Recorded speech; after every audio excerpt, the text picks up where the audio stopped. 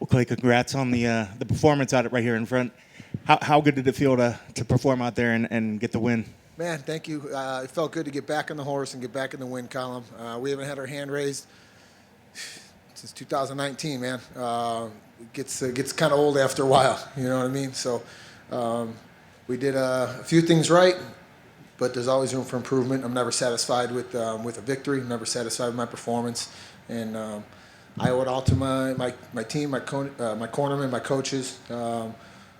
Coach Last Call, Danny Castillo, Coach Joey Rodriguez, the General, Uriah Faber, Coach Chris Holdsworth, Mike Malott. The list goes on and on, man. Those guys are the ones that they keep me keep me grounded, and they make sure that I'm doing the right things. You know, it's not always pretty, but they know once we land that gas pedal, we can be a force with anybody. You know what I mean? As long as we can put the pressure on, put the heat on them, we're gonna be a force to be reckoned with for a long time. One of the things I loved yesterday at the weigh-ins was the immediate respect that that was shared between you two. You guys immediately came out. We're going to do the face-offs, but you guys exchanged the hugs as well.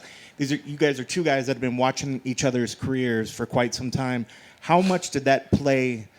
Or I'm sorry. How sure were you of what this fight was going to be, knowing your style, knowing his style, and how well did that fulfill itself out there? You know he's a tough guy. You know you were going to come banging. Did it live up to everything you thought it would be? Yeah, you know, a lot of people don't know this, but Mikey Johnson and I, we've been friends for a long time. I met him 10 years ago down in Missouri, Lake of the Ozarks. And he came up, and this is before he was in UFC. This is when he first started his mixed martial arts career. And he came up, and he was a fan, and we became buddies. We hung out several times at events. And good kid, and lots of talent. He's fought the who's who. So there was definitely mutual respect there, but you know how it is. When we're in there, we don't care who's across from us, man. There's no friends for 15 or 25 minutes, and we're coming out guns blazing. And he showed a lot of heart by not letting me finish that submission there at the end, man. I thought I was going to break his ribs with that body triangle and finish him, man, but he was tough. He hits hard. He's as advertised, man. He's fast. And, man, it's definitely fun to get in there and compete and mix it up with a guy that has been in the top 5 at 145. He was been in the top 5, I believe, at lightweight. So I think, you know, we still have a lot to prove. We're always getting better. And, man, that was another notch on our belt against a savvy veteran. How close was that triangle? I'm sorry, the choke there at the end. You guys tell me. I don't know how close it looked. It looked close. I don't know how I didn't finish that. My hips were in, my back was arched, and we were squeezing. And so it just shows that he's a lot tougher than maybe sometimes people give him credit for. You know, he's definitely a guy that's very explosive. A lot of people say you just kind of have to take him a little bit deeper into the rounds. What was the game plan for him coming in? Exactly that. Listen to what Coach Danny Castillo and Coach Joey, my brother, Big J, had to say, and just keep pushing to the fence. You know what I mean? Use our ugly strikes to get in there. Take some shots. We knew that this was going to be a tough one, and I want to give a shout out to my training partners throughout this camp, and Obadiah Johnson and Chris Gonzalez and my boy Hector El Matador.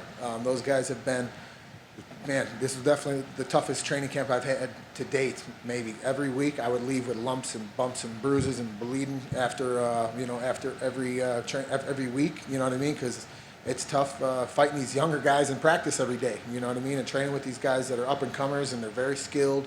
They're big, long, rangy, lanky, fast. So I want to give a shout-out to those guys, everyone at Team Alpha Male that really pushed me. I want to thank my strength and conditioning coach, Amadeo Novella at Capital Strength Performance, man.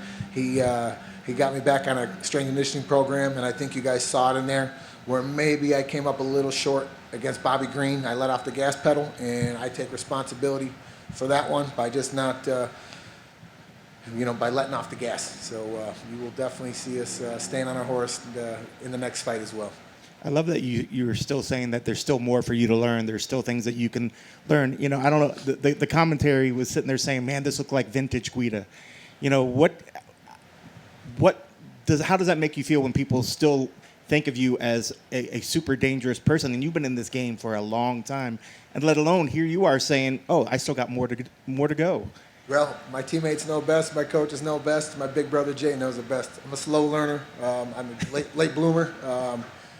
There's still a lot to learn in this fight game, in this mixed martial arts game. I'm studying, and I'm as amped and as motivated as ever, and just hungry to compete and staying busy, man. So there's always I learn from these young guys. You know, the Andre Touchy-Feelys, the Darren Elkins, you know, the Josh Emmets, these guys that I get to, you know, train with every day. Such a young talent pool in at Team Alpha Male.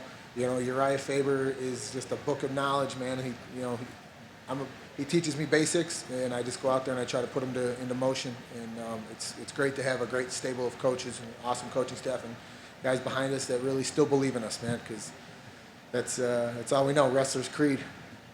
I love it. And last thing for me, if you could explain at the end, you know, you were talking about, stop giving me these veterans. Stop giving me these guys that have 20 fights on there. Come on, Sean Shelby. What type of fights are you wanting out there? I mean, and what names sort of make sense? I mean, they can't just give you a brand new guy to the roster. That might be a little too easy for your experience. But if you could lay out what sort of fights you're looking for, what are you looking for going forward? Right. Maybe that came off the wrong way. You know, I mean, we fought the who's who. We fought the number one guys, the top 5 guys, the top 10 guys. So we fought all the veterans. But you know, maybe someone that doesn't have 20 UFC fights. You know, I think my last 3 or 4 opponents, you know what I mean, we've probably got they have a combined 100 wins or something, you know what I mean? So maybe just someone that's not maybe as well known, but everyone knows we don't turn down fights. We never have. We've always been that guy that steps up to the plate, and we fight guys that are, you know, excuse me, more skilled than us, and we surprise a lot of people. So we're gonna be dangerous for a long time. Congrats on the win. Thank you, sir.